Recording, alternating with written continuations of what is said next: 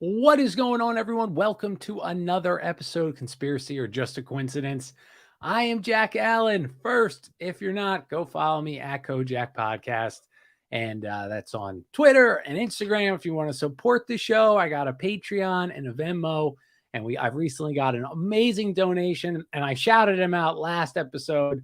So thank you, dude. You know who you are. And I said, so this is like part 1A of so I started doing this show last week, and like at 12 minutes in I got super nauseated. I don't know what it was. It was something I ate.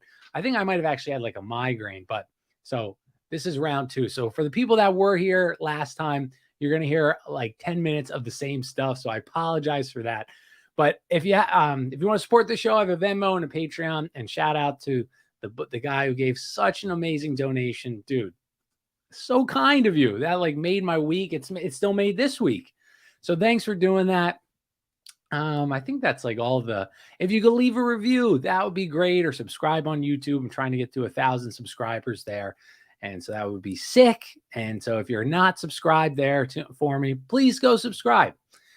And I think that's it.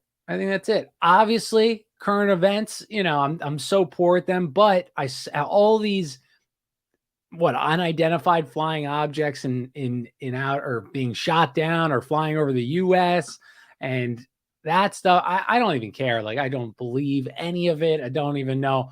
But we all know this Operation Bluebeam and what's coming. I don't think it's yet. I think it's building up. They're going to have to use it probably when the economy completely collapses or something like that. It's obviously still in the works, still in the books. So it's happening. It's going to happen. And there's going to be more and more of these things. And obviously the train derailment in Ohio, and I haven't done any research on it, but I've seen lots of people talk about it. Chemicals everywhere, always good. Then I saw another one in Texas, and then there was some truck that just blew up somewhere that also was releasing chemicals. So again, this is all setting up the environmental lockdowns, the rationing water, the rationing food, the lack of food, and it's coming, dude. It's chaos is coming, and you better be ready. I think I just posted a meme yesterday, but I think all this stuff as well.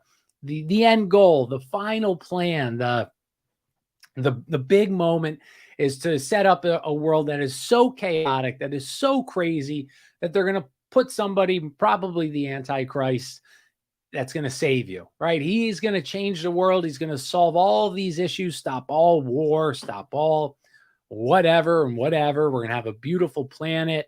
And that's what's coming. It's crazy. It's just crazy. And then obviously the Rihanna Super Bowl. I'm not an occult guy, but I saw the egg thing, and how, I don't know if you guys saw the picture of Rihanna. It was like the Apple ad with her with the yellow jacket, like the yolk. And Carl says, until a UFO lands on my lawn, I don't give a F. That's hilarious, dude. The psyops are coming at us like an avalanche. Dude, it's crazy. And so I struggle. I'd be interested, Carl, in your opinion, and anybody who's in the chat's opinion. But I only started paying attention to everything for like 3 years ago. So in my mind, it is crazier than it ever was 3 years ago. I can't speak really to the 10 years before that, but it just seems like again and again and again. It's crazy, dude. It's crazy. And so many people are just, it's broken people, dude. Not these specific psyops, but the whole virus and all. It's broken so many people. Dave, what's up? Dave, the nurse who was giving me tips on drinking gross cider. So thank you, Dave. What a kind soul you are. Dave's also lost a lot of weight. So congrats to Dave for kicking butt, getting Jack to fight on the globalist with all the rest of us. But yeah, it's just so I'd be interested. Like I said, I know so little about the Barack presidency. I know so little about the Bush presidency. So it seems like to me it's crazier than it's ever been. But obviously I pay attention more than I did then. So I don't know. But the story we were working on last week was called the Imperial Cruise, and like I said, we got about 10 minutes in, and then I got sick, and so my wife said, Damn, that's so embarrassing. But you guys were so nice. Everyone was you're now under 200 pounds, right, Dave? What'd you start at? Because that's amazing, dude. That's so good. That's so good. Um, but yeah, she was like, that's probably so embarrassing. I was like, no, they don't care. They're all so nice. Everyone gets sick. So, but we talked about the Imperial Cruise, and I've worked further in the book. So next episode, and that'll probably be the last one of it, but it's going to be a big part of Japan, because so this Imperial Cruise, the book is about in 1905, 210. Awesome, dude. Way to go. Way to go. But this book is called The Imperial Cruise, James Bradley, something like that. Super liberal leaning guy, I imagine, but it's still a really good book. And so what the Imperial Cruise was in 1905, Secretary of War Howard Taft, Alice Roosevelt, and 7 senators, 23 congressmen with wives, aides, boarded a transcontinental train from DC to California to San Francisco. And then they took a big cruise, the USS Manchuria to, I don't know if it was USS, the Manchuria. I don't know. I couldn't imagine that an American ship would named itself the Manchuria, but maybe it did. Regardless, doesn't really matter. They took this trip to Asia to try and gain footholds in different areas, but the real reason was because Teddy Roosevelt, behind Congress, behind everyone's back, he's working out a secret treaty with the Japanese. And so I'm so fascinated with Japan. I have so much like respect for that country, or I don't know if it's respect or amazement. I mean, I highly recommend watching the Netflix. I don't think it's called The History of Japan, but something like that. And just how in the 1500s, how Japan was unified by the samurais. But oh my God. So they're going to Japan because, and this is in the the cruise is in 1905, but the beginning of Japanese working with the United States government started happening like late 1800s. It's 1850. And that's next up, so I don't want to get too much into it. But basically, this is where the idea of how Hitler had that they were Aryan adjacent. They were honorary Aryans. I think that's the term started. This is how it started, was because of this cruise. And because, like I said, the 20, 30 years before. But Teddy, underneath everybody's nose, Howard Taft probably knows it, he's setting up a secret treaty with Japan so they can totally take over Korea. And so that's what this trip is about. This book is about. So, like I said, he writes Teddy Roosevelt pretty roughly. And I had Tony Arterburn on last week, and he's kind of a Teddy Roosevelt fan. And Teddy has a lot of great quotes. He's an awesome guy, brave guy. Reminds me a little bit of Andrew Jackson. But the big thing that I saw this was, well, I can't tell. I can't tell if this even back then was globalization. Were they working for the corporations? Was that why we were doing all we did? Or was it for a more nationalistic, racial superiority complex type of thing? I can't make that distinction yet. But yeah, it was just so Japan was closed for, from 18, I think, late 1700s, early 1800s for 100 years. They were closed off. Only the Dutch had one port they could go to. But Japan, eventually they get held up essentially at gunpoint by the U.S. A guy takes a ship with cannons in Japan. Their samurai, how a fierce warrior class had disappeared because for 100 years, they had no reason to. And that's why their culture was so fascinating, so enriched, because all that money that all these countries were spending on modernizing their military, they spent on their culture. And eventually the U.S. comes in pretty much saying, you're going to let us trade with you because our plan is to use it to get to China. And that modernization, that event helped spur Japan into a super fast, super quick advancement that allowed them to dominate Asia for the next 80, 100 years. So fascinating stuff about Japan, and we'll get to that episode. But that's what this trip is about. And so, like I said, we kind of switched from, this is still, it relates so well to our current time. History rhymes, as I always say it. But so these 80 people, they're going on this long journey the rest of the people don't know why they're going. They think they're just going there to allyship and to, camaraderie and building ties, whatever, free trade. That's so godly. That's what That's what there was big pushing during the Opium Wars. It was being pushed now. That God-given right is free trade. And any country that doesn't do that, they are barbarians, they're savages. And it wasn't what we wanted free trade. We wanted to utilize their resources. It was kind of like nice imperialism, nice colonialism. Oh, we're not as mean as the British. We're not going to enslave you per se. We're going to enslave you in a little bit of a different way. So these 80 people go there, but the one part that just made me like, I laughed. I called my dad and I laughed. And the taxpayers were writing on the press and in the news or in writing letters and all this stuff because they were so concerned with how much money would this trip cost. I mean, that's laughable. Laughable. Did Nancy Pelosi, did anyone say, how much does that plane cost? Joe Biden being flown home to his Delaware home on whatever. I don't know if he flies in a helicopter. I don't imagine Air Force One, but in a helicopter. Does any of the taxpayers say, how much is this going to run us? And just, 1905, it's a different time, right? It's not the Federal Reserve Act hasn't been passed yet. You can't just print money out of open, thin air. And so I just love that the people were worried. And so they even made a rule. They said, okay, you guys can go. Well, the taxpayers will pay for your train ticket. We'll pay for your boat ticket, but you're buying your own meals, buddy. And we're not paying for it. So it's just funny, like to the changes of, the power that the populace actually had then, right? They were feared. People were concerned. People cared. And this is before, the women can vote. And I think the reason why people cared more then was because your vote actually mattered a little bit, relative more than it does now. I don't know if you can make the argument that all elections since America started, since constitutional republic started, they've always been a sham. I don't know. I tend to think not, because the actions that we're going to talk about here, they like I said, they either show that the globalization's beginning, but it's more in my mind this nationalistic kind of a nationalistic agenda where we're trying to conquer the areas we can conquer to extract their wealth. And because they're not Christian, because they're not white, because they're not they're behind us technologically, it's our duty to raise them up, to spread democracy. So that's a similarity that we see with the Middle East. We see with all these wars are started over the same thing.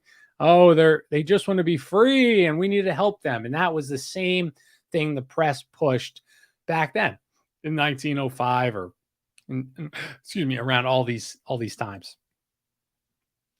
But the railroad fares to get to just to get to San Francisco, it was 14.5 thousand per person.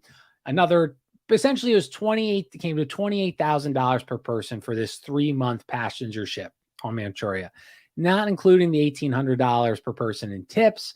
And just to put that in reference to something, these were huge sums of money back in the day. And the average working man in 1905 was making $200 to $400 a year. So $28,000. I can't do the math. Let's say the average American makes what? I'm trying to do it so it's easy math. I can't even do it. I can't do that. I can't figure it out right now. But anyway. And so Alice Roosevelt, she is Teddy Roosevelt's daughter. She's the first female celebrity, the first political celebrity like a Madonna or a Britney Spears. And I am not exaggerating when I say this.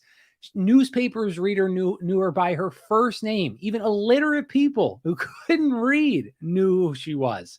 And I just find that like kind of adorable, but I also find it that it just reminds me of already, whether it's Roosevelt, whether it's just the president, the lobbyists, the bankers, they realize that if we can push somebody with nonsense stuff, the populace will ignore more intense things. And even then we fell for this trick. It kind of reminded me of like the Monica Lewinsky, or I can't think of any other prominent, or maybe like a Hunter Biden obsession, even though it's a little bit different of an obsession. The same obsession was with Alice Roosevelt. And she was the first child trusted to represent a president that ever existed at this time. And Teddy knew, like, again, he knew putting Alice on this trip would immediately score points with the press and the people. Reporters would flutter around her, eager to learn what the girl was wearing, who sat near her, who she spoke to, what she said. On the 4th of July in 1905, Alice rang out the fireworks, the freedom, by going to the back of the car on the train and shooting, taking out her gun and shooting telegraph poles. And any other woman, if you did this at this time, boy, you wouldn't be able to do it. But with her, the people ate it up, dude. They loved it. They loved it. And Alice, despite the glowing press, though, was a very unhappy girl. She was the daughter of Teddy's first wife, who died 2 days after childbirth. And then Teddy ended up marrying his childhood sweetheart, and he never mentioned the woman's name was Alice Lee, and she was never brought up ever again. And so Alice was quoted just like how she was a burden on her stepmother. She felt that way, and she was a very rebellious kid, just like many kids that are of divorce or, that separate families, et cetera, et cetera. And so Edith, it's Edith Roosevelt. They would have 5 children of their own. And Alice was like that, just that the black sheep of the family. She would be sent off to relatives and other signs. Teddy just didn't give as much affection to Alice as her 500 children. She was the only child not to get confirmed. And again, Christian populace still loved her. And she called Christianity voodoo. And she violated White House etiquette. She would eat asparagus with gloved fingers. I don't even know what a gloved finger is. She would daringly use makeup. She'd bet on horse races. She dangled her legs from grand pianos. One time she even appeared in public with a boa constrictor around her neck. She would smuggle alcohol into parties.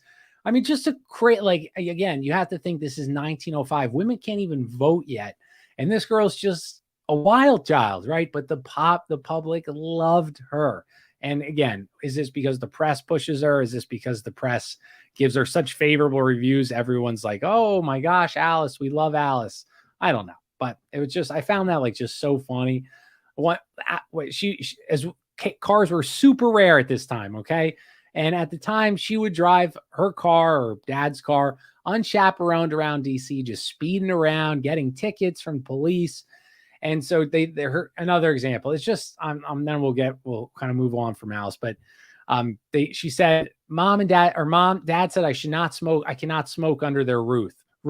So I smoked on the roof, the White House. She was a young wild animal. This is a quote that had been put in good clothes. But regardless, Teddy, who had a 20-year career as an author, as a student of PR, public relations, he realized how much the media loved his kid, and he used that to his advantage. He even had her christened the Prussian Kaiser Wilhelm's American-made yacht. She did so well then, she got sent to Puerto Rico, where there's a lot of chaos going in Puerto Rico at the time. And so because she's being shown how useful she is, she was asked to serve on this Secretary of Staff specific voyage for this secret meeting that is under the guise of a non-secret meeting.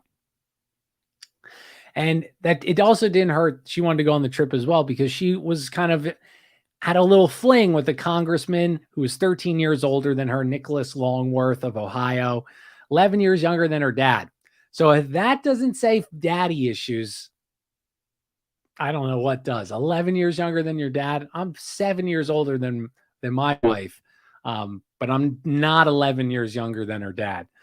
So, and her dad wasn't on the trip. So again, this is 1905, right? You save yourself for marriage, which we should bring that back. But your dad's gone. You're on a big boat. Howard Taft, he's a big fella. He's not going to, or Howard, is it Howard Taft? William Taft. Oh my God. Is it Howard Taft? What's Taft's first name? William Howard Taft. Sorry, William. His nickname was Big Bill because he was very fat. Fat for the time. But he's like the guy that's supposed to be watching over. So Alice knows she's already a wild kid. She can sneak into Congressman's hotel room or his cruise room.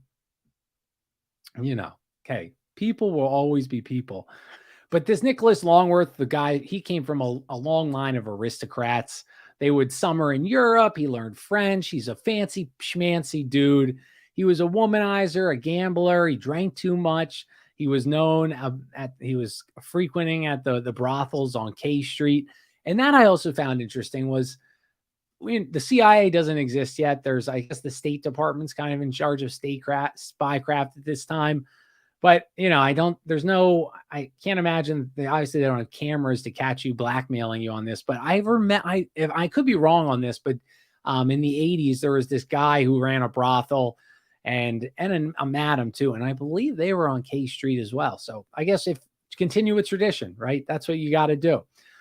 But the two are going to sail off to the sunset without their father. So they arrive in San Francisco, everybody, for a 3-day layover. And at the time, there was no Golden Gate Bridge. So to get to San Francisco, you had to take a ferry from Oakland. And it's just, again, history is just so interesting to me because no Golden Gate Bridge. Like, you had to take a ferry to get there, but yet it was still this very beautiful, beautiful place. But Taft, and also they called Alice Princess Alice. That's the way she was known. But thousands of people lined up just to get a glimpse of her. I mean, I can't stress enough how much of a celebrity she is. And I'm sure she's going to be brought up again at how much she was. So Taft and his crew, they're going to go to the Philippines, which is America's largest colony at the time. And he left it in working condition years prior. Things were falling apart. And they're also going to be visiting Korea, Japan, wink, wink, and China. And again, such a different world. Taft and Roosevelt, they refer to the Filipinos as quote, those wards of ours 10,000 miles away from here.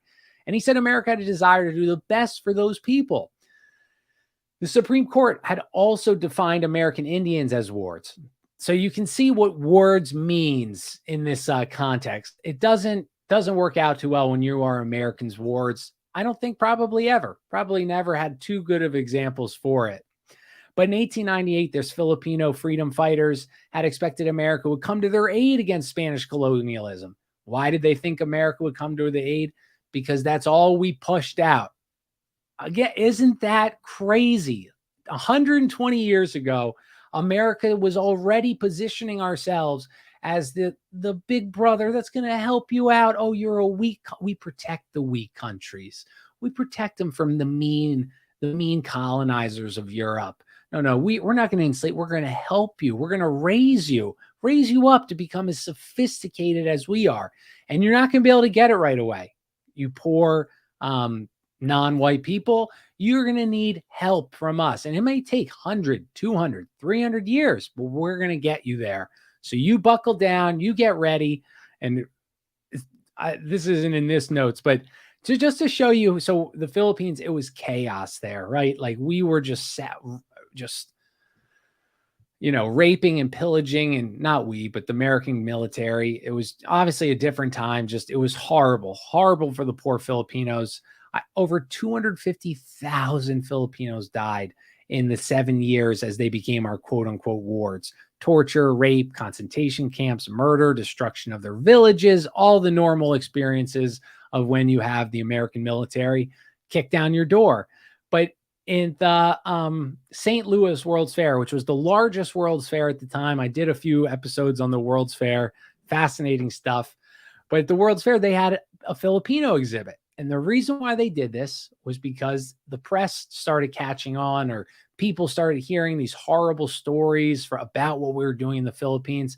And Teddy, being the brilliant PR guy that he was, he said he had nothing to do with it, but they had a Filipino exhibit. And so this was super interesting. What they did with the Filipino exhibit, because we called them savages. That's a lot. All these current third world countries or whatever, brown countries, we call them savages. And so they at the St. Louis World's Fair, what they did was they had like 4 stages of Filipinos. So they had the true barbarian savages ones. They have, they loincloths, their teeth are crazy. They look like cavemen.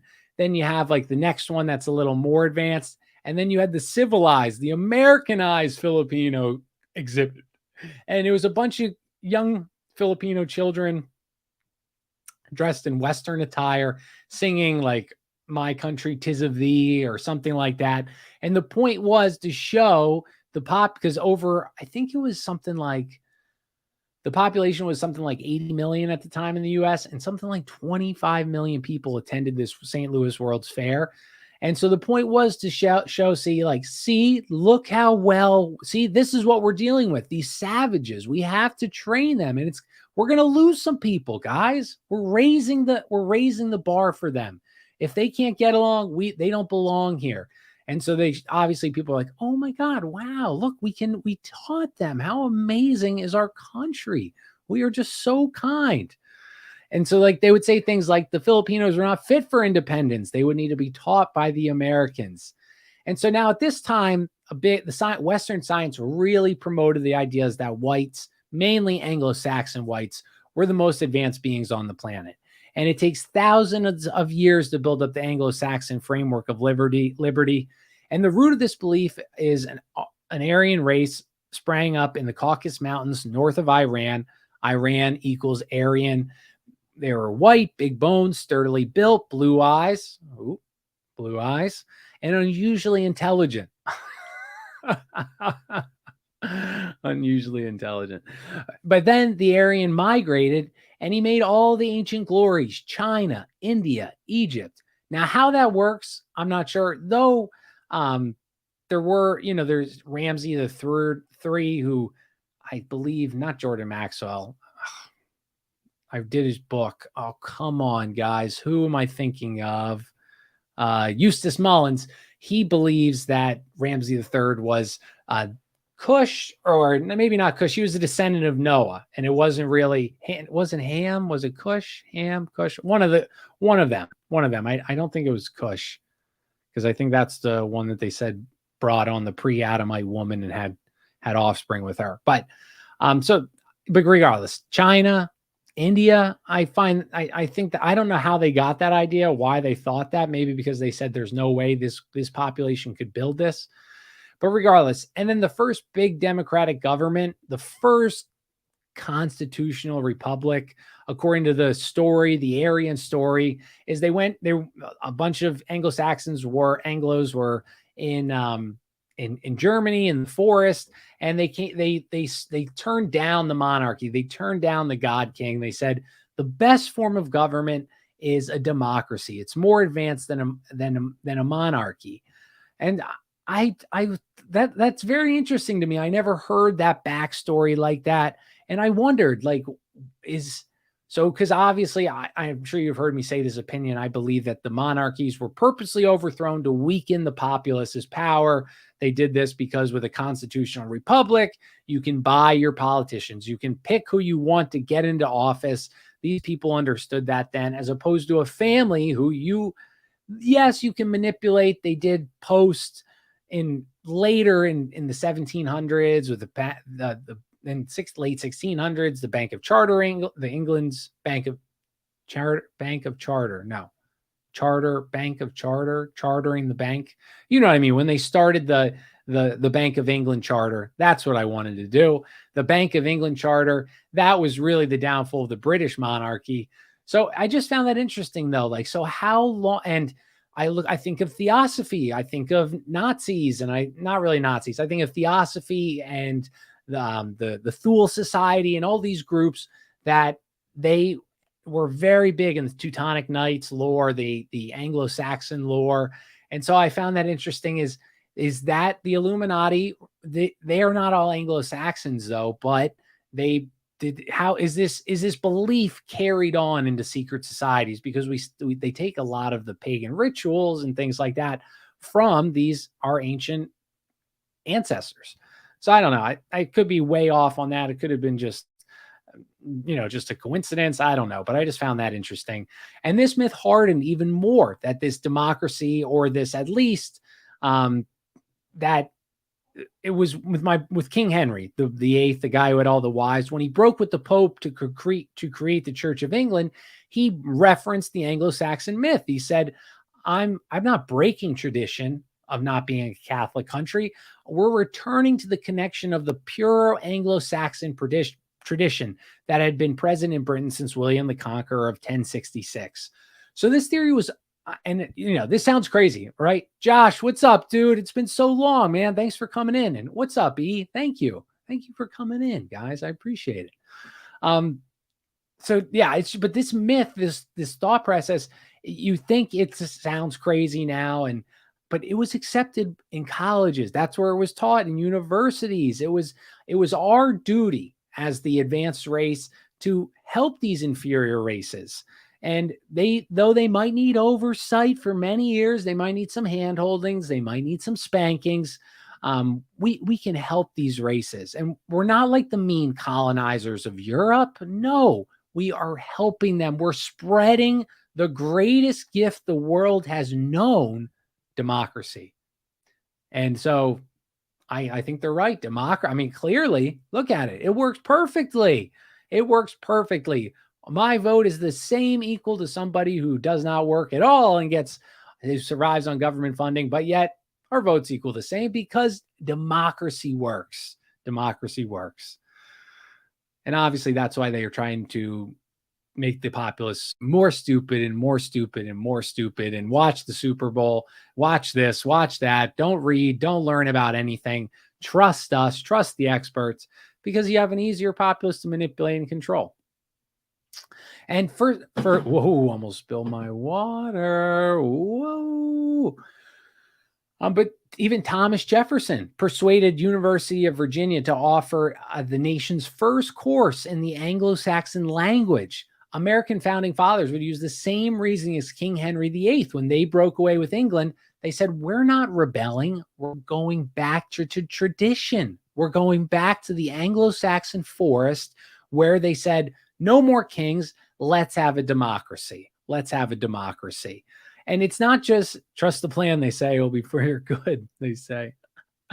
What's up, Annika? How are you? I don't think, thanks for coming in. I don't think I saw you last time. So thank you. Thank you. I know how busy we are. And it wasn't just Thomas Jefferson. It wasn't just our founding fathers.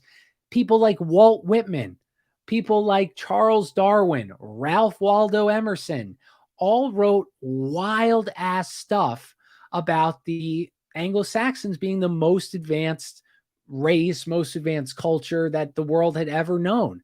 And phrenology, if I'm sure you guys, phrenology, I don't know if you guys seen that term. If you don't, it's like your facial shape depicts or tells what type of person you are.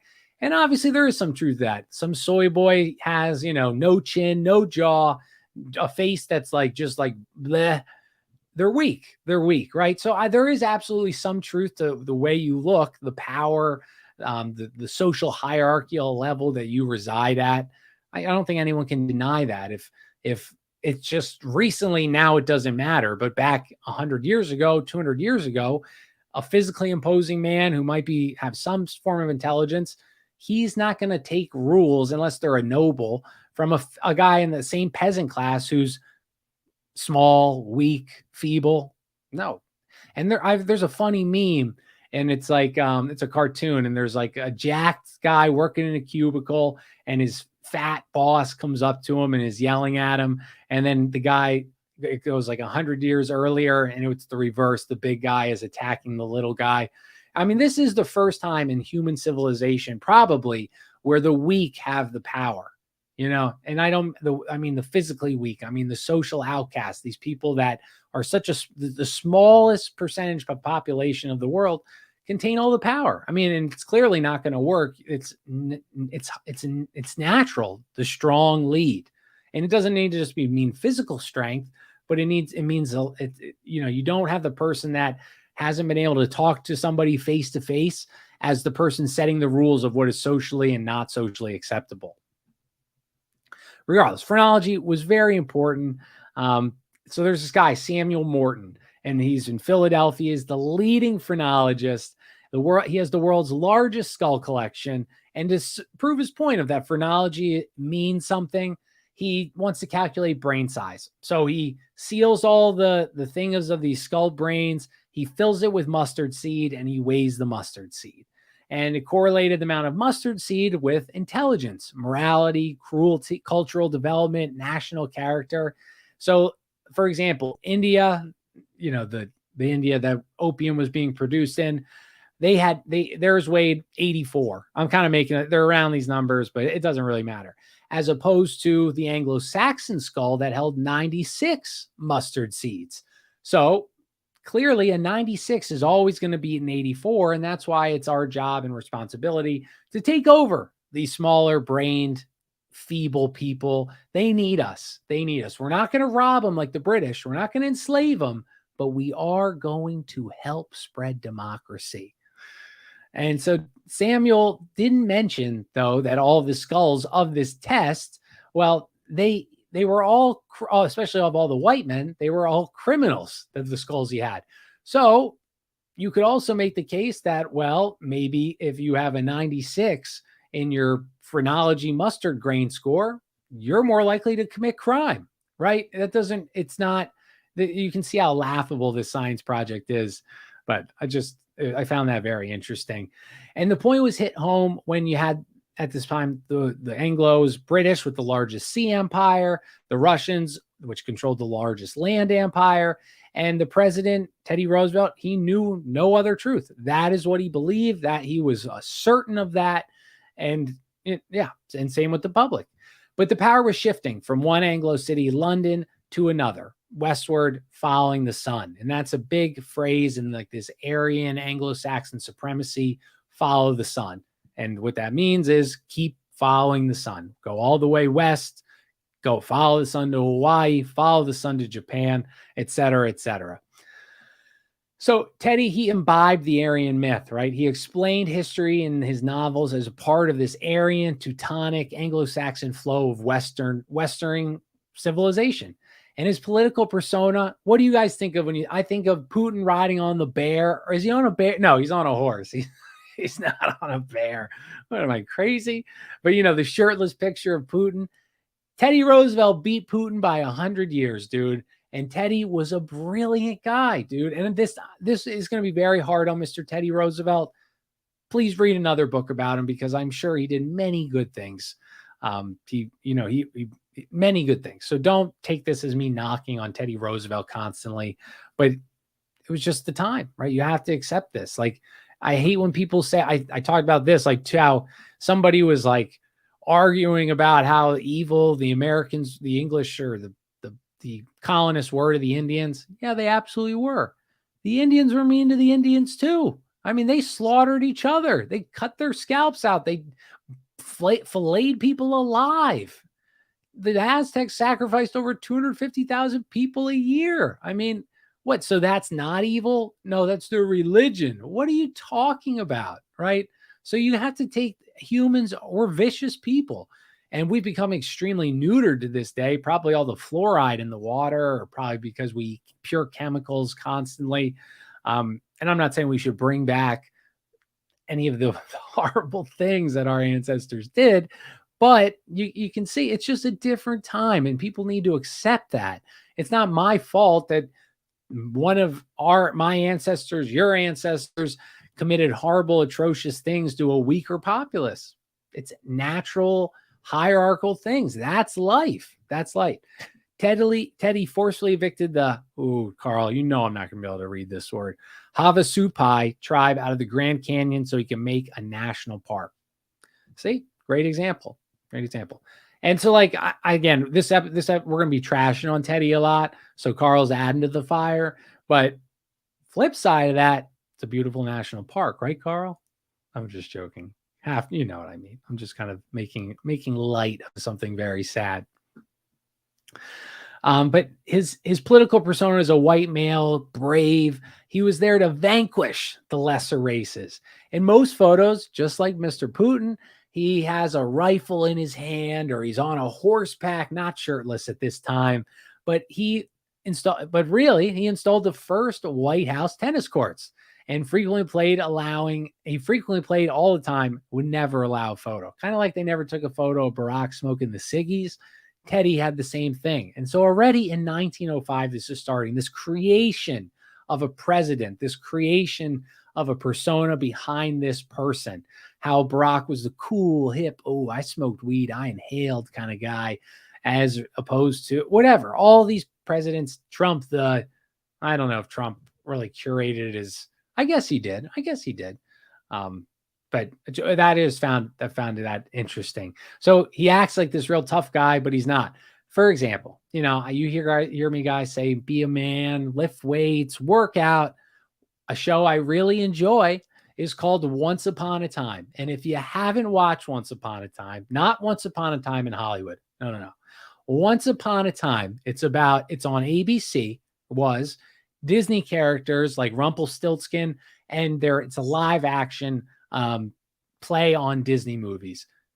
I told you that, but would I post this on Twitter? No, I would not post this on Twitter, because we all enjoy some lame things,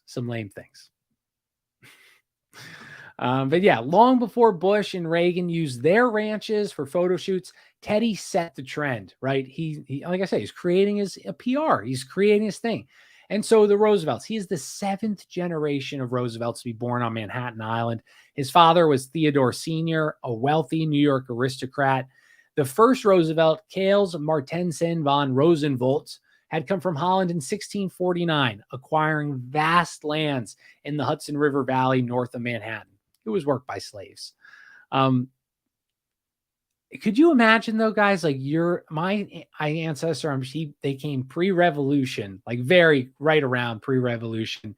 And then, but if you came before 1700s, dude, I mean, just imagine you got this land. If you didn't die of like some crazy thing or get slaughtered by Native Americans or whatever, I mean, these were the starting American families, and they still hold maybe not as much power today.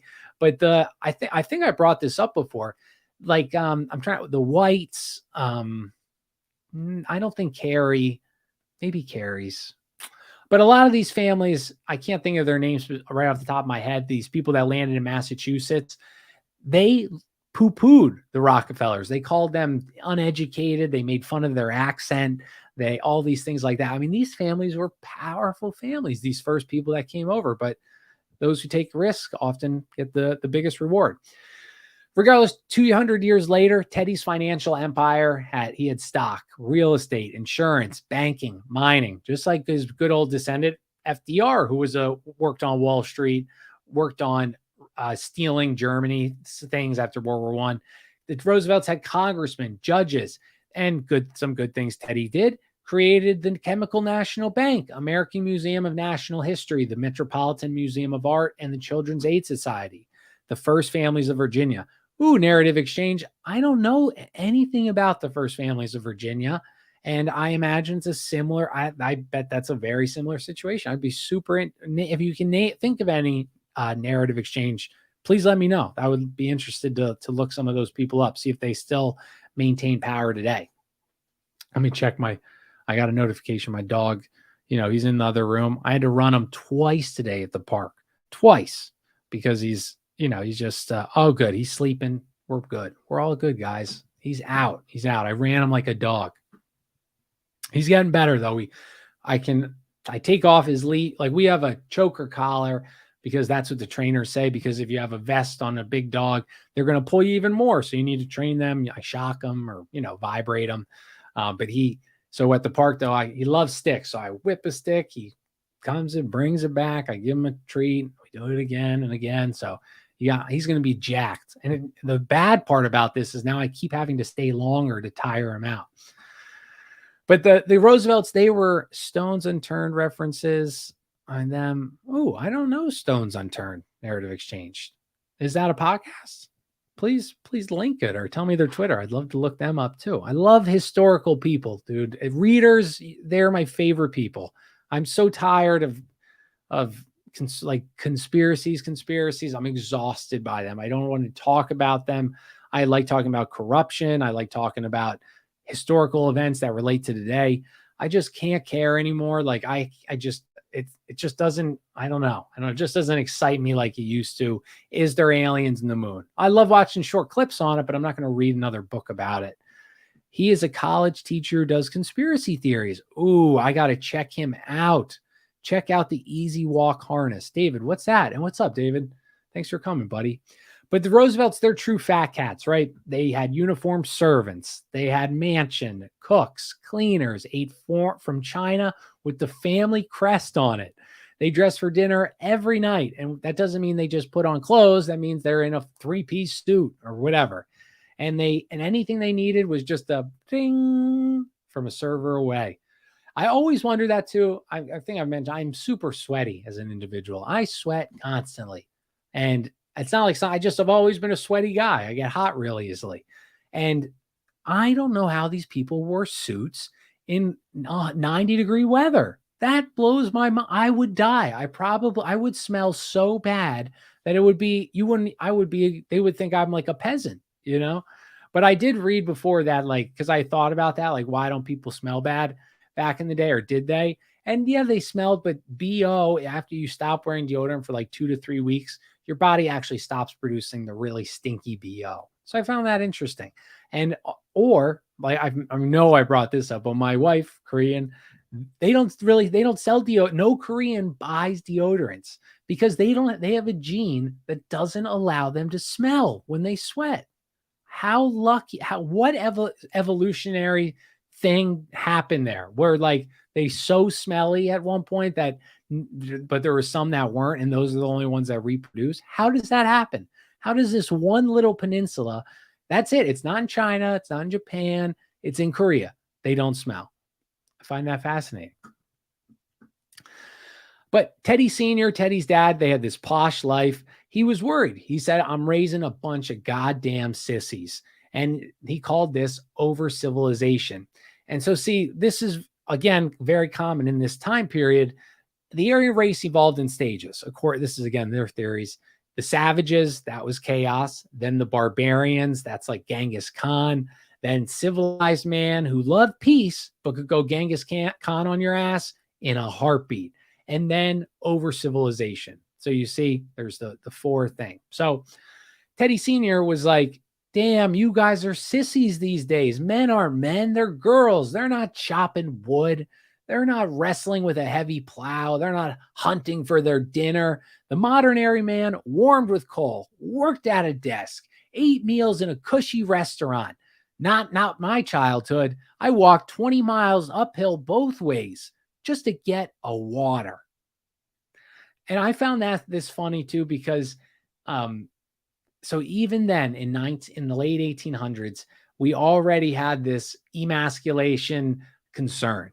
And I'm sure the future, I mean, I don't, maybe that's human nature. And I for a fact believe that men have had our balls cut off. Very few actual men these days. They're male feminists. They're championing their demise. They cheer. I think though it's becoming less manly. I think that many men would easily get back into the manly man mentality. But I think because of the way society is set up, there's so many men that are kind of socially outcast that obviously we all want a girlfriend and sex and all these things. And they're losing it to, the quote unquote chads. I think it's something like 80% of women want 20% of men. And so maybe this is their way. They think this is how I'm going to get laid, is if I act like I hate myself and I will do anything a girl asks, because they're so held back and they're so, oh my God, their lives are so hard. So maybe that's a little bit of that too. But I just found that interesting that even 100 years ago, we had this thought that men were becoming women. I don't know. Or maybe it's been a long process, a long goal, that the Industrial Revolution ruined human civilization. I don't know. But regardless, to combat this over civilization, Teddy Sr. preached, I love this. He preached muscular Christianity. What does that remind you of today? Christian nationalism. That if you're not on the right wing, like world sphere of Twitter, I can tell you, I'm on like the right wing bodybuilding sphere of Twitter. That's what all it is. And I talk about it all the time. Go lift weights, get something that they cannot take from you, your body, that you work hard. It's a temple. You want to, it brings you confidence. Like Dave, my awesome dude, I don't know if he's still in the chat, who lost 15 pounds. You by working out and lifting weights, I guarantee you will feel something happens, dude. And not just that. So this was his quote. Oh, muscular Christians, they also founded the YMCA. The phrase onward Christian soldiers. Hell yeah. And his father, though, he was an amazing guy, Teddy Sr. He spent his time speaking to the lower class boys at the Children's Aid Society, the New Boys Lodging House, taught Sunday school. He had this big beard. And this was his best quote: Bibles for the boys' minds and barbells for their bodies. That you could take that quote and it would be ever applicable today. Isn't that so funny?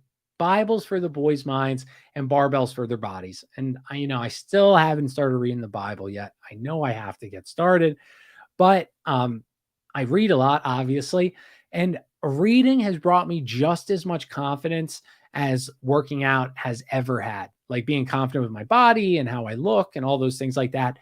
That brought me confidence. But reading, guys, because I, as you all know, 10 years, blah, blah, blah, doing drugs. I lacked all confidence. I lost everything. I've been a very confident person my whole life, and I lost everything. And I got some of it back because I started working out, but to a degree. And after reading, like something came over me, dude. And I feel so confident. I talk to in my job a lot of very smart people, and I can't do their area, but I can say, oh, you visited England. Oh my God. Wow. I just read a book. I don't know if you're familiar. I just read a book on the Plantagenets.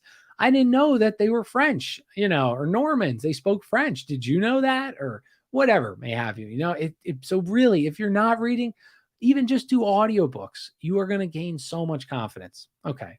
I'm going all over the place right here. So Teddy Sr., Bibles for the boys' minds, barbells for their bodies. So muscular Christianity, though, was one solution to this over civilization, and the other was the nature cure. What is pushed today? Isn't this crazy, right? It's the same stuff. It's the same stuff. We talk about getting out in the woods, raising chickens, homesteading. And I love it. So it's amazing. I think that just adds more credibility to working out, lifting, and being one with nature, as everyone has seen, everyone knows that's the solution. And that's why I think they continually push you away, the populace away from that. They say it's all right to care about your body or whatever. I remember that article. Fat positivity, because if you can get people to hate themselves, even though the world tells them they're good, when these huge, very overweight people go home, even though they say they're proud on TikTok or in their videos, they're not, dude. They are devastated. They don't want to look like that. They say that, and that's because just the same way if you're a drug addict, you say, oh, it's the world that needs to change, not me, So romps in the woods were making a boy manlier, purer. And Matt from the Great Deception podcast, I got to bring this up to him. Teddy Roosevelt Sr. exported 90,000 pauper children to the Midwest to be, I don't know if they were adopted there, I don't really know, but they were to go work in the fields, in the woods. And 90,000 kids. I mean, that's crazy, right? Teddy's mom, Martha Bullock Roosevelt, she was a Southern belle. Her family owned a huge plantation in Roswell, Georgia, and on the land that had been seized in 1839 from the Cherokee Nation, the Trail of Tears. That was how her family got all their land. So you can shout out Andrew Jackson. And Martha was kind of like so she suffered from over civilization, according to Teddy Sr. She couldn't handle the colder climate of New York City. She was sick. She was always bedridden, but she would tell Teddy stories of the Bullock slaves and military exploits. Her relatives, Teddy Roosevelt's mom, was they were in the Civil War, but they were spies for the Confederacy. And Martha was kind of like the over civilized person in the home. And unfortunately, Teddy, he caught that it's contagious, and he caught that bug too. He was scrawny. So this is Teddy Roosevelt, the real Teddy Roosevelt as a kid. Scrawny, sickly, needed eyeglasses to see his own hands, suffered from asthma attacks that left him invalid. And Tony Arterburn, he said, this wasn't in the book, so I cannot confirm or deny, but he said that these asthma attacks really only happened when his dad was around. But in the book, when he's having an asthma attack, his dad is the one that actually saves Teddy by grabbing him and running him outside. So, and his Teddy really looked up to his father. He was like he wanted to be emulate his father. So I don't know. Like that makes it seem like his Teddy Sr. was abusing Teddy Roosevelt. So I don't know. And he taught Bible school, all these things. I find that hard to believe that he's causing the chaos. Anyway, he built Teddy Sr. to help his son get over this sickness and this injury. He built gymnastic equipment in the back of the mansion. And Teddy's health was so poor, it was almost too weak for that. And his dad even thought about sending Teddy to Denver to cure the asthma. Teddy couldn't even go to tutors to school. He had to be homeschooled because he was that weak. What a stark comparison from the Teddy Roosevelt we all think, the hunter, the big game hunter. And so he hung out with his mom because he was homeschooled, visiting fashionable health resorts. I mean, he was weak, guys. His family doc recommended he see a famous neurologist, Dr. Beard, who wrote a book, American Nervousness, warned about a country being over-civilized. And I know I just keep saying this, but you could pick this up and put it in our time period today, and it's the same thing. It's the same stuff that they've been concerned about men for over 100 years. And I think that, so some people might say, well, see, it never happens, but it's been this slippery slope that if you compare, like my dad is a man's man. He's a great guy. He's very stern, growing, he's still stern. He's very dry sense of humor. He can fix things. And then I look at me, I'm happy if I can hang a floating shelf straight. And I've hung them plenty not straight. I'm getting better. It's practice, but we've lost something. Carl, I guarantee you, if Carl's still in the chat, Carl could fix probably 95% of the stuff that we can't fix, except for Josh. He's a man's man, and I'm sure many of other people in the chat. I'll just say he's more of a man's man than me, okay? And so I wonder what they'd say today, these same people, because it's not over-civilized, if anything. That's regressed.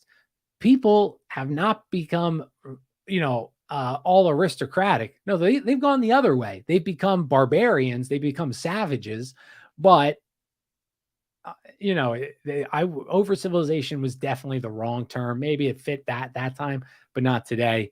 And shockingly, the doctor conferred with what Teddy Sr. thought he had contracted. It was a disease, over civilization, from his rich father. And what's the treatment of over civilization, you may ask? How do you cure this?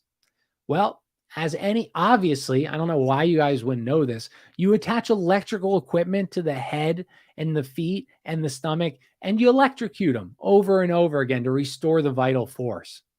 Duh. Over civilization, cured. Shock them. If you have a friend who's acting like a vagina, you know what to do. This is how you cure it. And it didn't take Teddy. It didn't take, obviously, because obviously that wouldn't work. But Teddy spent much of time reading, daydreaming, fighting next to his literary heroes, and he devoured the dime novels, and that cemented his racial stereotypes that he continued into his presidency. So in 1872, Teddy, he was 13, his pop said, "Listen, man up or move out. Here's a bodybuilding program." And Teddy claimed this cured his asthma. But the truth is, he never recovered from his asthma. He suffered his whole life. And to compensate for this weak whatever, he became aggressive. And not aggressive in a sense, not like, not like annoyingly aggressive. He just became more masculine. And he advocated strongly of his ideas of right and wrong. Boys need better male mentors. Flippy, dude, I talk about, there's like guys in my office. He's this one guy, he's very overweight. He's nice. He's, very lazy, but he needs it, dude. He's like, he needs like a life coach, a mentor to say, listen, dude, you're young. You are wasting your life by just eating and being a bum and watching movies. Get out there. I remember one quote he had when he first came into work. He didn't. Our office is pretty conservative, and I'm obviously there, so I don't really they talk sports when politics comes up. You know how I get in. And so he said something like, because France got brought up, he said, "Oh, the French, they're so mean. They're banning burqas." And I chimed in. I said, "Dude, it's France. What do you mean that that's unfair?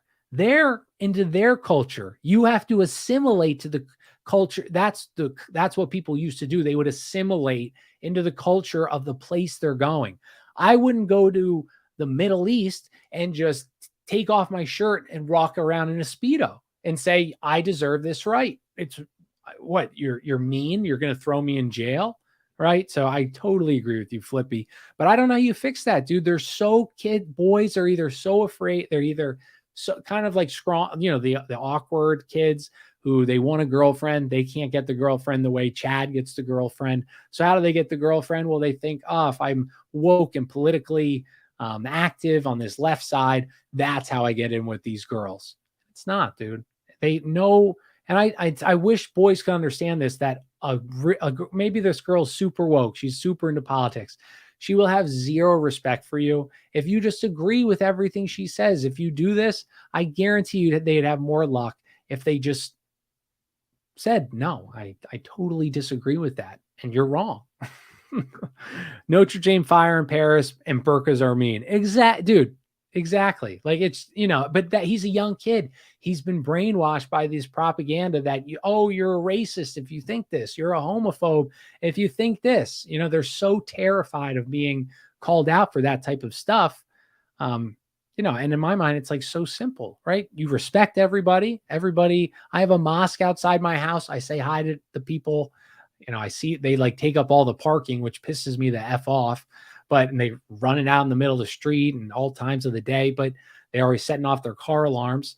But I don't agree with their religion or whatever, but they left me a candy basket to apologize the one time for taking up all the parking. They're nice. I respect them. I'm not going to be mean to them, but I prefer they assimilated more into American culture.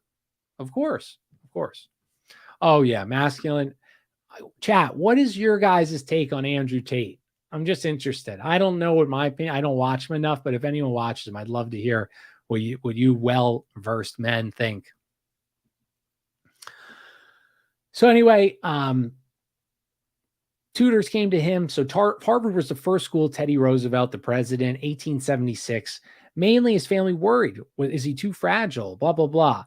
And Harvard was another place. Amazingly, almost unbelievably, Harvard at the time reinforced the Anglo-Saxon supremacy belief. And so Teddy Sr. dies in 1878. Teddy's wants to start writing novels. And he couldn't write a war novel about his dad. He bought himself out of the Civil War. And his maternal side Bullocks, they were spies for the Confederates. Not a good starting point at a time when even then, the evil rebels, the evil South, the Confederates who just loved slavery so much, they were willing to sacrifice thousands on thousands on thousands of men, young men, and, lose everything they owned, right? That's what the war was about. So I just want to Tate is guilty of trafficking British citizen born in D.C., father's intelligence through international chess tournaments. I have seen a lot of that stuff, so it's interesting narrative exchange. See, I know so little. I just hear like the clips he says, and he says good things, I think, for a lot of part, but very degenerate. The getting as much sex as possible. I find that despicable. I don't know if he says that still. This fits perfect narrative. He says, Tate's father was a nerd and who he had to overcome with masculine exaggerated persona. I like that, dude. That's I like that. That's good. So anyway, Uncle Jimmy Bullock, the one of his uncles on the spy for the Confederates, he was wanted by the U.S. government. He had to escape to Britain where he lived the rest of his life. So Teddy's running out of topics he can write about. He runs for, this is hilarious, Teddy runs for New York State Assemblyman in 1883. This is his first political run after Harvard. And on the first day he gets elected, the other assemblymen called him effeminate with his outlook or his outfit and looks. So back then, as it should be, if the people thought you were a wimp, your political career was over. Okay. we need to return to that. Just for, let's think of Adam Schiff, Chuck Schumer, let's think of Lindsey Graham, men that I could literally, if they were my age and in high school, I would have strong armed them for the shirt and their backpack and their socks with no issue, right? But yet they're the leaders. They're the leaders. That's why society's collapsing, because the weak is leading the strong. And so this was still 40 years before women can vote. For masculinity was very important. They're not voting for no dandy, weak weenie, right? And interesting how, when you look how the sexes vote today, this way, I don't know if you guys have seen this. If only men could vote, the whole country would be red. It would. It was men vote for the right. But because women vote as well, it's split. It's blue. And so what does that tell me? It tells me that women listen to more emotional propaganda, to more heart-pulling propaganda, because they're caring people. They're more caring than men. My wife is a nurse. I was almost a nurse. God made sure that I wasn't a nurse. He used heroin to stop me, but she gets so upset. She's on top of 90-year-old people cracking ribs. She's in the ICU and these horrible things. And it breaks her heart a lot. And, I feel bad, but I just think, I'm like, why? I couldn't do that. I couldn't do that. I'd feel sad, but I would not have been a good nurse.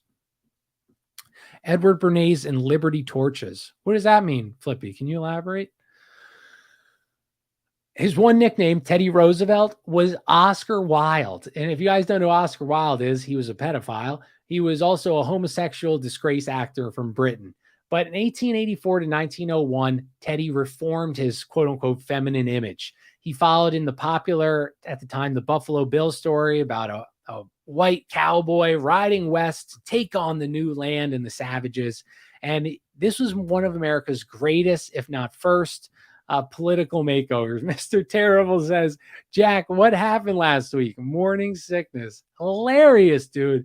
Dude, I think I got a migraine. It started, I was watching, trying to talk, and this light was so bright. I turned down my brightness, and I was like, all right, this will pass. And then I felt like I was going to just throw up, and I was about to die. So I had to turn off the stream. So thank you for coming back. Brian, what's up, dude? We're just talking about dandy pansies in the 1800s. And Teddy Roosevelt. But yeah, so Teddy Roosevelt made he tricked women into smoking cigs paid by tobacco industry, doubling sales. Oh my gosh. And so I'm guessing Liberty Torches, Flippy, was a very emotional ad or emotional propaganda. I'm guessing because you said it after I said that, but maybe regardless, fascinating. Okay, so Teddy, he makes this political makeover. He went from being called Oscar Wilde and wearing a purple suit, a purple velvet suit on his first day. And so Nandy Dandy Teddy Roosevelt became Ranchman Theodore Roosevelt, which was a total fabrication. So, and Flippy says, yes, that's it. So when Alice dies in 1884, his mom, or his first wife, his first inclination was to head west, where he published Hunting Trips of a Ranchman. And then 3 years later, he publishes another ranch life book. And both books were action-packed with real tales of the West.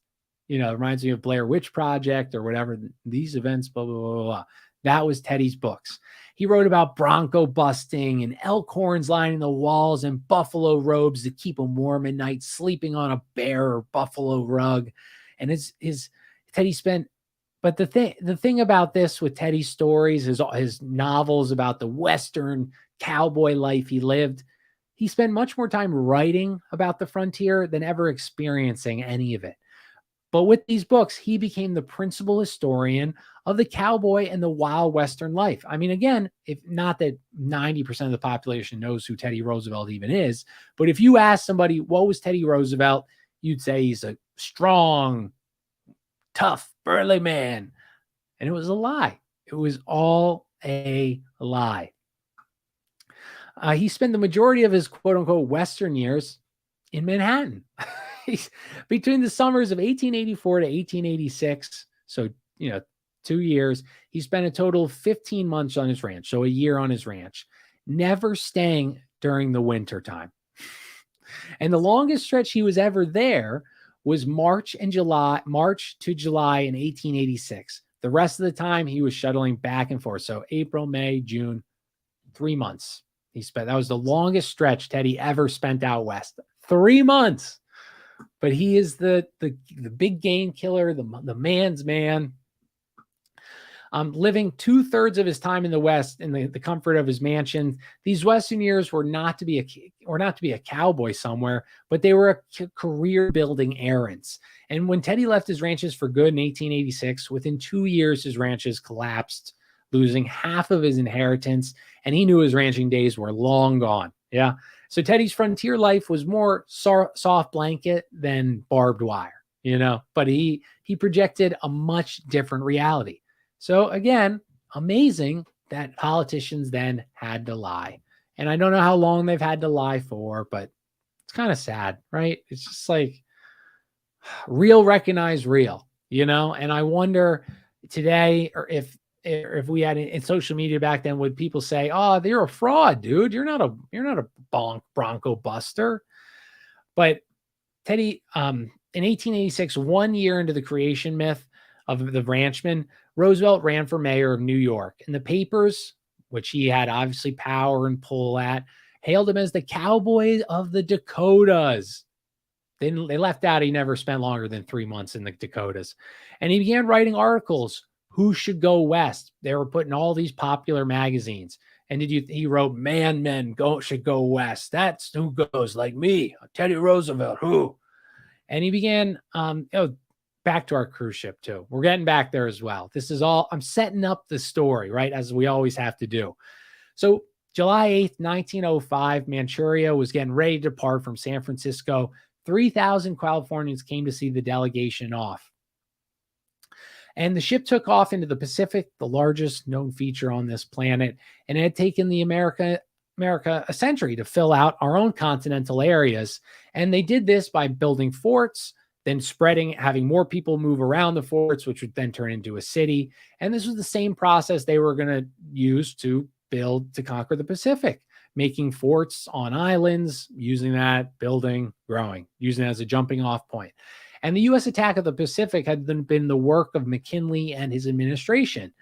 McKinley hated that, by the way. McKinley he was not an expansionist. He was not into foreign politics. He just wanted to strengthen America, the continental United States, and probably why he was killed, right?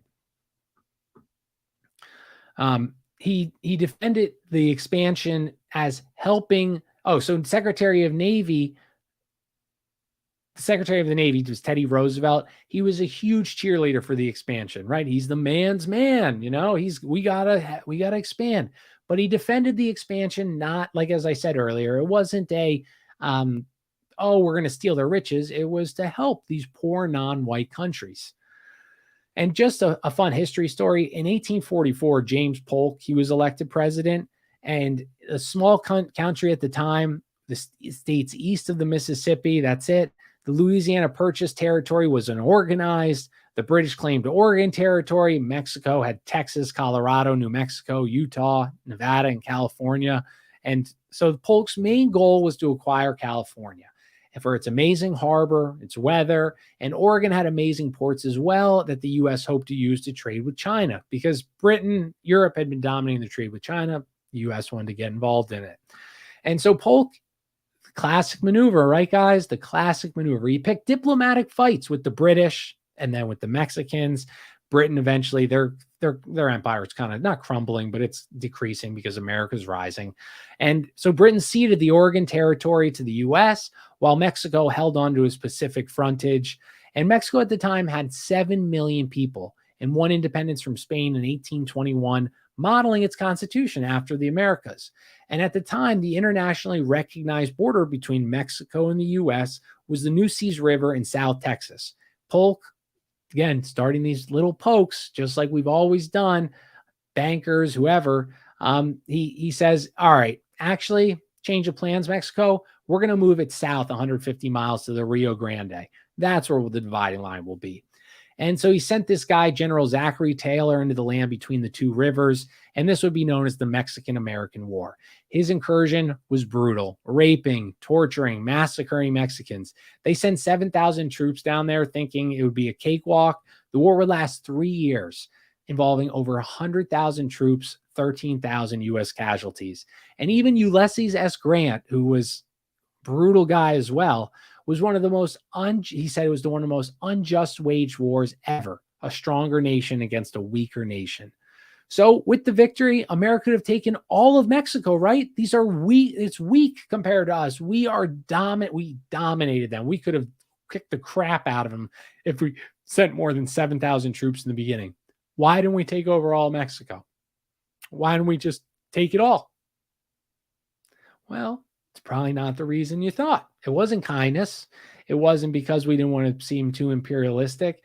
It was because at the time, we, America, didn't want Mexican race to intermingle with the white Christian population of the U.S. The quote was, "We do not want the people of Mexico either as citizens or as subjects. We just want its territory." Hilarious, right? Hilarious.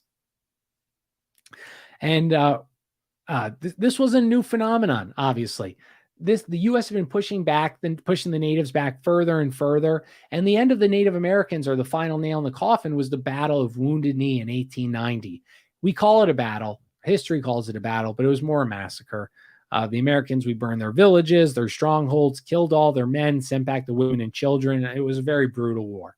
And Teddy, he was then the Civil Service Commissioner, visited South Dakota 3 years after Wounded Knee, and he said the Americans had treated them with justice and fairness.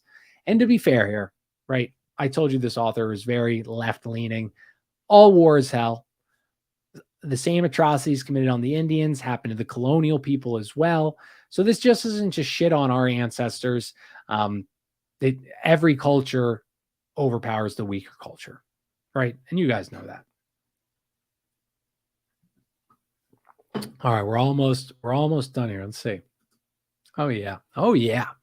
Regardless, the West was taken over and the absence of battle. Teddy worried. So we got the whole continental country. Teddy Roosevelt, his dad worried about over civilized. So did Teddy. And so he said, well, with no war, our Americans are going to get soft.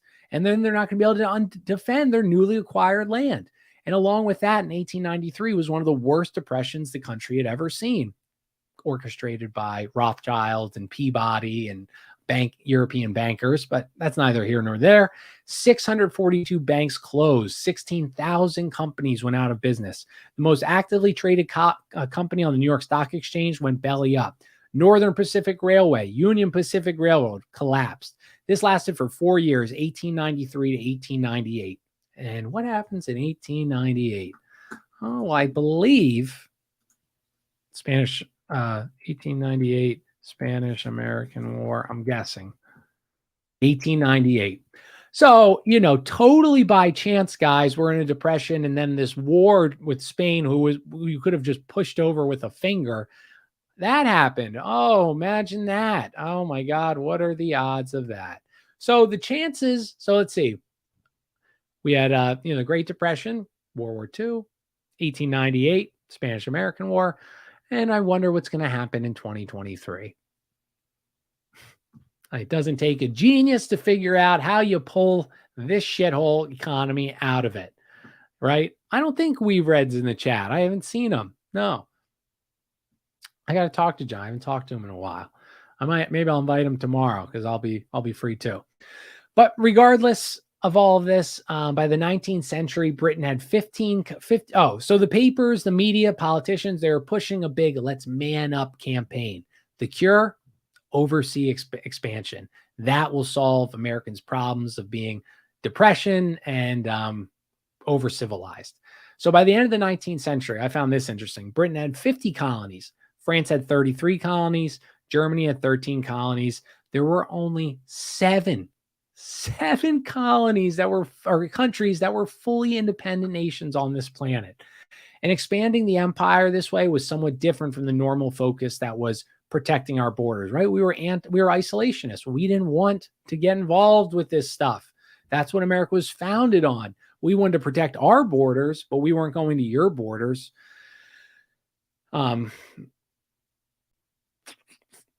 And Captain Mahan said the U.S. Navy must establish links in the Pacific, cut a canal through Central America, and turn the Caribbean into an American lake.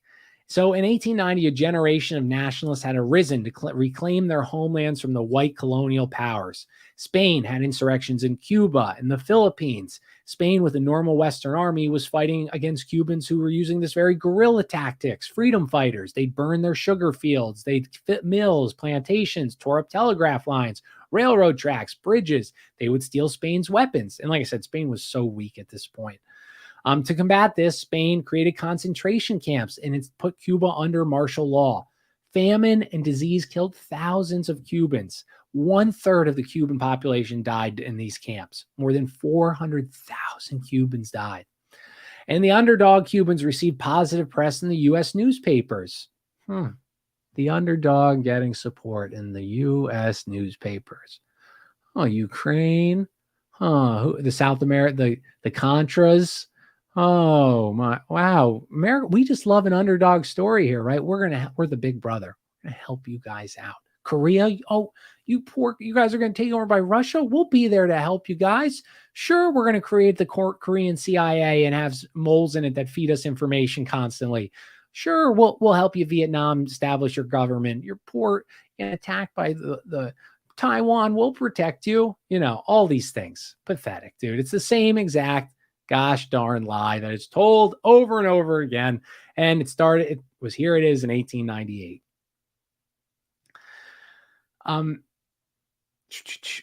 The Cuban boys came to our colleagues and learned about George Washington, returned home to tell their counterparts. They shipped a bunch of Cubans up to be educated in the United States, quote unquote educated, more like propagandized. And so in 1895, Teddy resigns as civil service commissioner, becomes one of 3 New York police commissioners, which he hated. He hated the job. He called it grimy. He wanted out. And at the same time, McKinley was the Republican Party nomination in 1896. So Teddy knew if he cozied up, he might be able to get a high-level job in the new position, new administration. So he campaigned for McKinley. He who won. He enlisted powerful friends to help him lobby to the president to get him the assistant secretary of the Navy job. And McKinley did not like Teddy Roosevelt. His quote was, "I want peace, and I am told your friend Theodore, whom I only know slightly, is always getting into rows with everybody. I'm afraid he's too pugnacious." And Teddy also worried the longer it took, the more info would come out about how much of a disaster the New York police commissioner job was. But regardless, in 1897, Teddy was nominated as the assistant secretary of the Navy. And at the time, the hottest debates in D.C. were, should we annex Hawaii and whether we should invade Cuba? And right away, Teddy gave McKinley 4 memos about the warnings of possible trouble with Cuba. And this is just the beginning of his pro-war campaign. And again, all of his things, it's not like, oh, they have resources we could use. It's, we need to help these people. They're struggling. We're strong. They're weak. Let's protect them. It's moral. We're addicted to virtue signaling. Dude, yes. That is so perfect, Flippy. Dude, how long have we been, right? How long has our press and our bankers lied? It's continues. This is just such an important point. Virtue signaling, everyone does. We still do it to this day. What is this obsession with being the higher morality person when it's a lie? Dude, you wearing putting a black square during BLM protest, your Ukraine flag, I accept all, I don't mind men in my women's locker room. You're not a good person. To be a good person, it's much more challenging than that, than just tweeting something. It's every day treating people like human beings. And you guys all know it's not easy to be a good person. If it was that easy, everybody would do it. And I think these are some of the most evil people that virtue signal so hard because they're despicable and disgusting. And when the moment comes, their true colors always shine, don't they?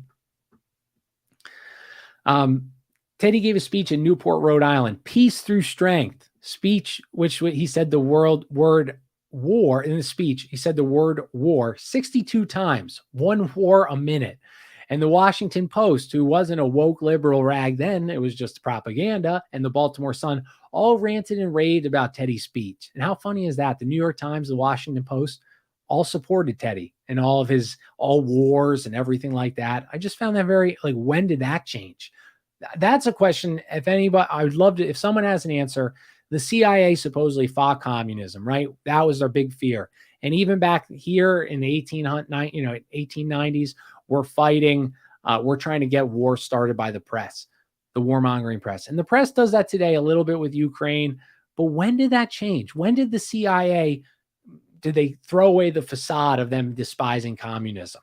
Was it just to start a war just for military industrial complex? Was that it? And maybe it was, but I just found that interesting. It's funny how history is rhythmic. Teddy Roosevelt, asthma, and FDR, polio. Great narrative exchange. Nice, dude. Yes. Yes. Amazing. That's a great, great comment, dude. And then I just want to save all the Ukrainian women. Hilarious, dude. Hilarious. But so yeah, the Washington Post loved the speech. The Naval War College planner submitted Washington a plan to wage war on Spain, taking place in the Caribbean, the Philippines, and Teddy met with McKinley, discussed. And in strict confidence, Teddy said, I should welcome almost any war, for I think this country needs one. Dun, dun, dun. And that's where we're going to end for this part tonight. And we'll finish the story about, it's going to get more back to the cruise next, but you need to set up the mindset of what America was like. And like I said, I read the one chapter about Japan. Fascinating, guys. I'm so excited to do that one. If you guys don't know about how Japan modernized, why they were considered the honorary Aryans by the Nazis and by many cultures earlier than them, you'll love it. So I'm Jack Allen, everybody. I'm going to do a show tomorrow, either with hopefully Odd Man. I haven't asked him yet. Somebody's going to be on the show. So tomorrow at 8:30. God bless. Much love. Go follow me at Kojak Podcast. Thanks for the support. Please leave a review on Apple or wherever you listen, and please subscribe to the YouTube channel if you haven't, guys. All right. Thanks so much. Take care, everyone. David, Flippy, Narrative. Thanks for coming, dude. Carl, Brian, Mr. Terrible, you. And Dave, I don't know if he's still here. Carl, Josh, much love, guys. Thanks for always being here. I appreciate it. I'm Jack Allen, everybody.